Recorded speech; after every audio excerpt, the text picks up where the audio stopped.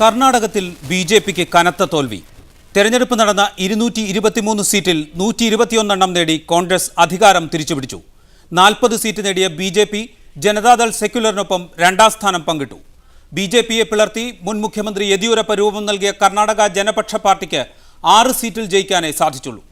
ഹൈദരാബാദ് കർണാടക, മുംബൈ കർണാടക, ദക്ഷിണ കന്നഡ, ഉടുപ്പി എന്നീ മേഖലകളിലെല്ലാം കോൺഗ്രസ് മേൽക്കൈ നേടി. ജനതാദൾ സെക്യുലർ മികച്ച പ്രകടനം കാഴ്ചവെച്ച ഓൾഡ് മൈസൂരിലാണ് കോൺഗ്രസ് അല്പം പിന്നാക്കം പോയത്. ഗുജറാത്ത് മുഖ്യമന്ത്രി നരേന്ദ്രമോദി പ്രചാരണത്തിനെത്തിയ ബാംഗ്ലൂരു ഉൾപ്പെടെ ശക്തി കേന്ദ്രങ്ങളിലെല്ലാം ബി.ജെ.പിക്ക് തിരിച്ചടി കിട്ടി. പരാജയത്തെ തുടർന്ന് മുഖ്യമന്ത്രി ജഗദീഷ് ഷട്ടാർ രാജിക്കത്ത് ഗവർണർക്ക് കൈമാറി.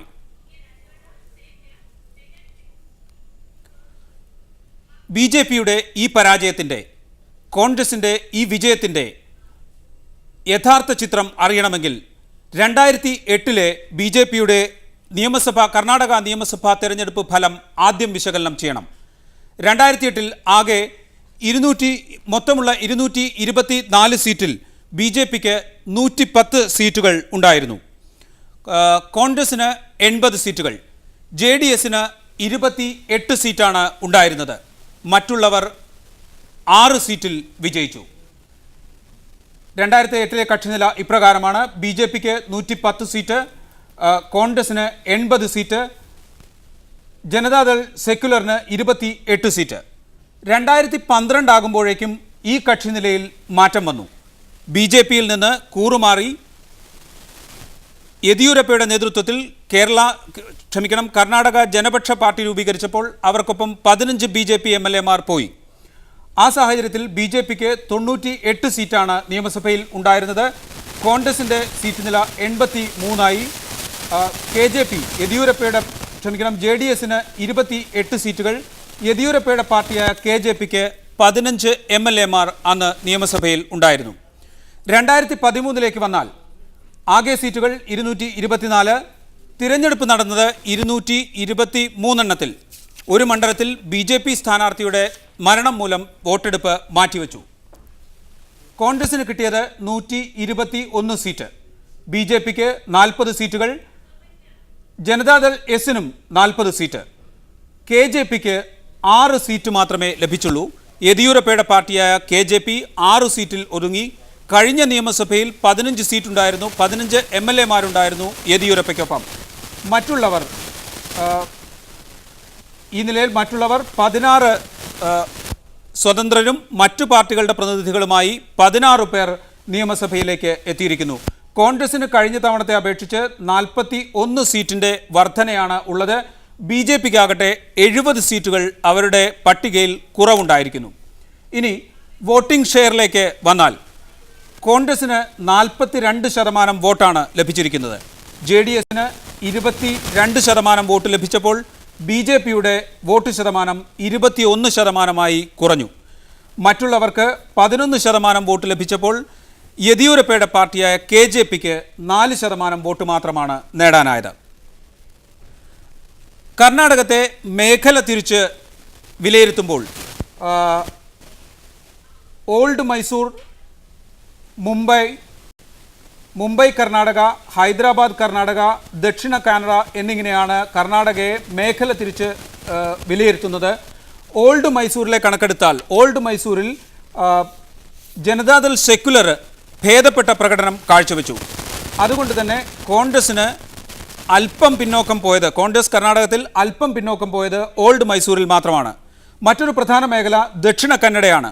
ഉടുപ്പിയും മംഗലാപുരവും അടങ്ങുന്ന ദക്ഷിണ കന്നഡ ജനസംഘത്തിൻ്റെ കാലത്ത് തന്നെ നല്ല സ്വാധീനം ഉണ്ടായിരുന്ന മേഖലയാണ്. സംഘപരിവാറിന് നല്ല സ്വാധീനം ഉണ്ടായിരുന്ന മേഖലയാണ് ദക്ഷിണ കന്നഡ. അവിടെ ബി.ജെ.പിക്ക് ശക്തമായ തിരിച്ചടി ഇക്കുറി ഉണ്ടായിരിക്കുന്നു.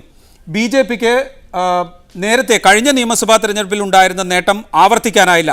മംഗലാപുരം മേഖലയിൽ മാത്രം ആകെയുള്ള 8 സീറ്റിൽ 7 നേടി കോൺഗ്രസ് ശക്തമായൊരു തിരിച്ചുവരവ് ആ മേഖലയിൽ നടത്തി.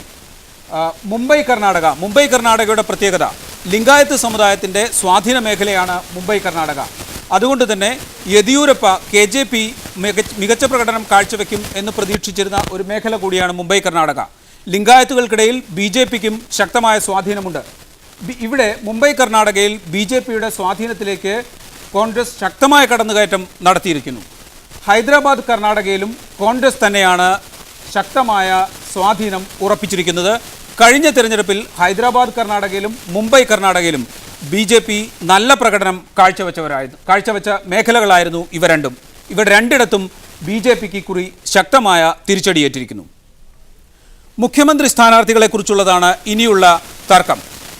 കോൺഗ്രസ് അധികാരത്തിലെത്തുമ്പോൾ ആരൊക്കെ മുഖ്യമന്ത്രിമാരാകാൻ തയ്യാറെടുക്കുന്നു? കേന്ദ്രമന്ത്രി കൂടിയായ മല്ലികാർജുന ഖാർഗെയാണ് മുഖ്യമന്ത്രി സ്ഥാനത്തേക്ക് പറഞ്ഞു കേൾക്കുന്നവരിൽ ഏറ്റവും പ്രമുഖരായ ഒരാൾ. മറ്റൊരാൾ സിദ്ധരാമയ്യയാണ്. ഇപ്പോഴത്തെ കഴിഞ്ഞ നിയമസഭയിലെ പ്രതിപക്ഷ നേതാവ് കൂടിയായിരുന്നു സിദ്ധരാമയ്യ.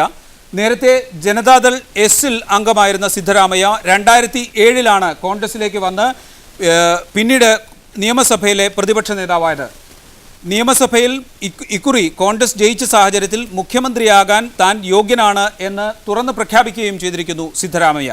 മറ്റൊരാൾ വീരപ്പ മൊയ്ലിയാണ്. കേന്ദ്രമന്ത്രിസഭയിൽ അംഗമാണ് വീരപ്പ മൊയ്ലി.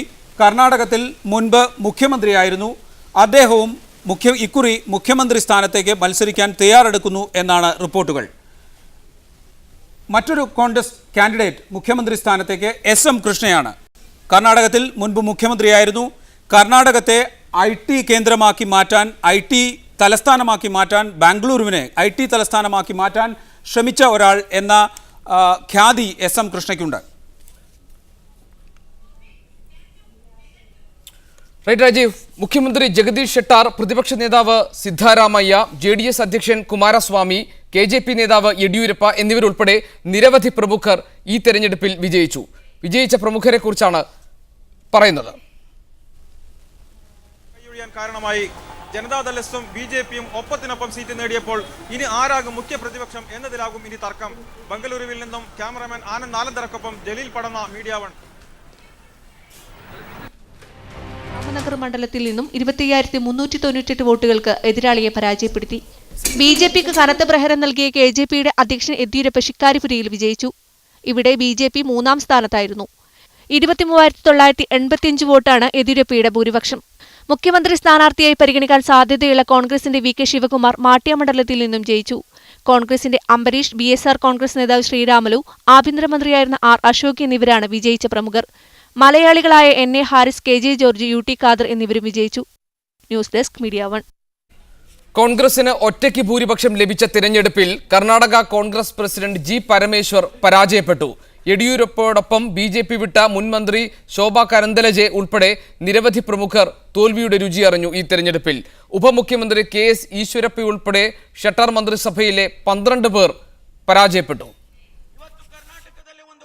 തെരഞ്ഞെടുപ്പിൽ കോൺഗ്രസ് ജയിച്ചാൽ മുഖ്യമന്ത്രി സ്ഥാനത്തേക്ക് പരിഗണിക്കേണ്ടവരിൽ പ്രധാനിയായിരുന്നു Karnataka Pradesh Congress committee president G Parameshwar. പാർട്ടി ജയിച്ചെങ്കിലും അദ്ദേഹം പരാജയപ്പെട്ടു. കൊരട്ടകരെ മണ്ഡലത്തിൽ 18,155 വോട്ടുകൾക്കാണ് പരമേശ്വർ പരാജയപ്പെട്ടത്. യെദ്യൂരപ്പയുടെ അനുയായികളിൽ പ്രമുഖയായ മുൻമന്ത്രി ശോഭ കരന്തലജെ രാജാജിനഗറിൽ 18,382 വോട്ടുകൾക്ക് BJP സ്ഥാനാർത്ഥിയോട് പരാജയപ്പെട്ടു. ഉപമുഖ്യമന്ത്രിയായിരുന്ന BJPയുടെ KS ഈശ്വരപ്പയെ ശിമോഗ മണ്ഡലത്തിൽ കോൺഗ്രസ് സ്ഥാനാർത്ഥി പരാജയപ്പെടുത്തി. മലയാളിയും ജനതാദളിൽ നിന്നും കോൺഗ്രസിലേക്ക് വന്നവരിൽ പ്രമുഖനുമായ മുൻമന്ത്രി CM ഇബ്രാഹിമിനും ജയിക്കാനായില്ല. ഭദ്രാവതിയിലായിരുന്നു ഇബ്രാഹിം മത്സരിച്ചത്. BSR കോൺഗ്രസിന്റെ ടിക്കറ്റിൽ മത്സരിച്ച സിനിമാ താരം പൂജ ഗാന്ധി ദയനീയമായി പരാജയപ്പെട്ടു. 1815 വോട്ട് മാത്രമാണ് താരത്തിന് നേടാനായത്. ജനാർദ്ദനൻ റെഡ്ഡിയുടെ സഹോദരൻ BJPയുടെ കരുണാകര റെഡ്ഡിയും തോറ്റവരിൽപ്പെടുന്നു. KJP സ്ഥാനാർത്ഥിയും മുൻമന്ത്രിയുമായ MP രേണുകാചാര്യയ്ക്കും നിയമസഭയിലേക്ക് ടിക്കറ്റ് ലഭിച്ചില്ല. JDS അധ്യക്ഷൻ കുമാരസ്വാമിയുടെ ഭാര്യ അനിത കുമാരസ്വാമി ചന്നപട്ടണയിൽ പരാജയം രുചിച്ചു. മുൻ മുഖ്യമന്ത്രി ബംഗാരപ്പയുടെ മകൻ കുമാർ ബംഗാരപ്പയും തോറ്റ പ്രമുഖരിൽപ്പെടുന്നു. News desk media 1. ജനവിധി അംഗീകരിക്കുന്നതായി സ്ഥാനമൊഴിയുന്ന മുഖ്യമന്ത്രി ജഗദീഷ് ഷെട്ടർ പറഞ്ഞു. സത്യത്തിന്റെ വിജയമെന്ന് കോൺഗ്രസ് പ്രതികരിച്ചു. തെരഞ്ഞെടുപ്പ് ഫലങ്ങൾ പുറത്തുവന്നതിനെ തുടർന്ന് ജഗദീഷ് ഷെട്ടാർ രാജ്ഭവനിലെത്തി ഗവർണർക്ക് രാജിക്കത്ത് കൈമാറി. ಜನತೆಯ ತೀರ್ಪಿಗೆ ನಾವು ತಲೆಬಾಗ್ತೇವೆ. ಪ್ರಜಾತಂತ್ರದ ವ್ಯವಸ್ಥೆಯಲ್ಲಿ ಈ ರೀತಿಯಾದಂತಹ ಒಂದು തീരുമാനങ്ങൾ ഇതേ ഇರ್ತವೆ.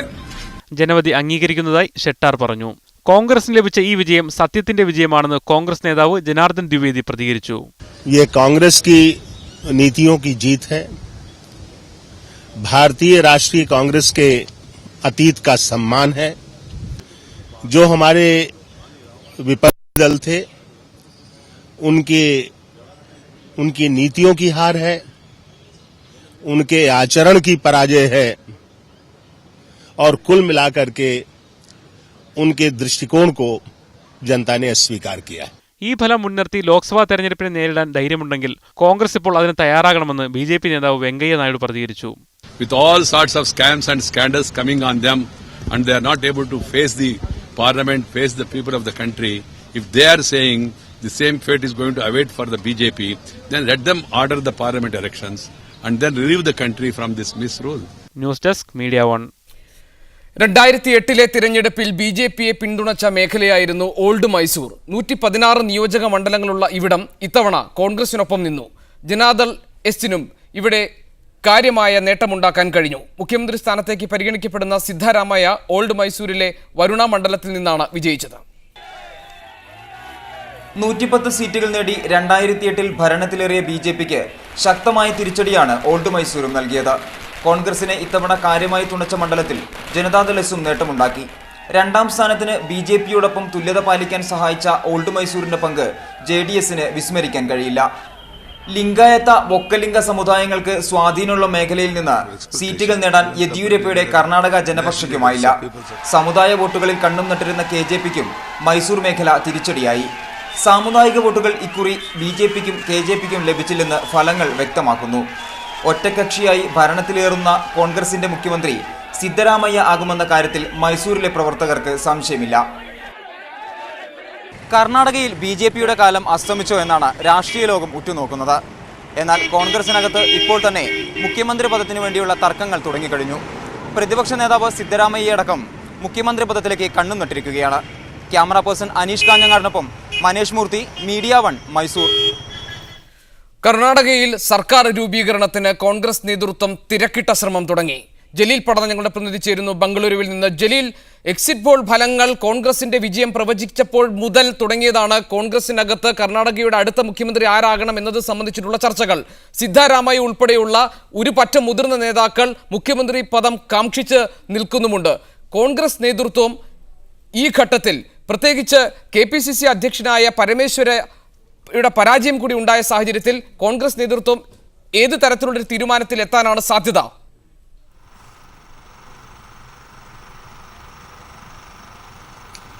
ഗോപി, നേരത്തെ തന്നെ മുഖ്യമന്ത്രി പദത്തിലേക്ക് പറഞ്ഞു കേട്ട പേരുകൾ ഒന്ന് ജി പരമേശ്വരയുടേതായിരുന്നു, PCC പ്രസിഡന്റ് ജി പരമേശ്വര. മറ്റൊന്ന് പ്രതിപക്ഷ നേതാവായിരുന്ന സിദ്ധരാമയ്യയുടെ പേരുകളാണ് പ്രധാനമായും പറഞ്ഞു കേട്ടിരുന്നത്. എന്നാൽ ജി പരമേശ്വര ഇപ്പോൾ തെരഞ്ഞെടുപ്പിൽ പരാജയപ്പെട്ടതോടുകൂടി സംസ്ഥാനത്ത് ഇപ്പോൾ ഉയർന്നു വരുന്ന പേര് സിദ്ധരാമയ്യയുടേത് മാത്രമാണ്. എന്നാൽ ഹൈക്കമാൻഡിന്റെ ഭാഗത്തു നിന്നും ചില ഇടപെടലുകൾ ഉണ്ടാകും എന്ന് തന്നെയാണ് ഇപ്പോൾ നമുക്ക് മനസ്സിലാക്കാൻ സാധിക്കുന്നത്. നേരത്തെ തന്നെ വീരപ്പ മൊയ്ലി പറഞ്ഞിരുന്നത് ഹൈക്കമാൻഡാണ് മുഖ്യമന്ത്രി തീരുമാനിക്കുക എന്നതാണ്.